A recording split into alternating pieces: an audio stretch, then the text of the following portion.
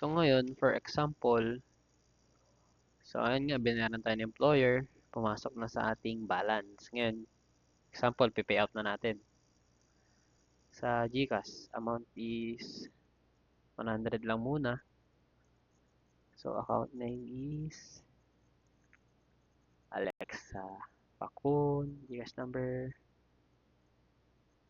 0906 25757.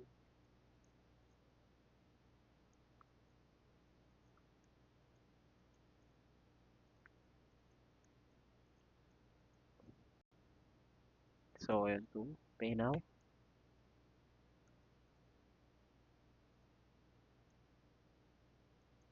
So ayun, nakita nyo naman na nabawasan.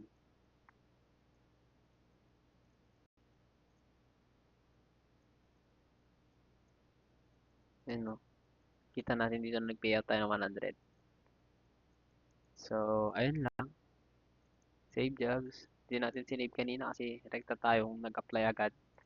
So kapag sinave dito rin naman natin siya makikita, save jobs. Tapos ito yung in-apply natin, apply jobs sa kanina as social media manager. So ayun,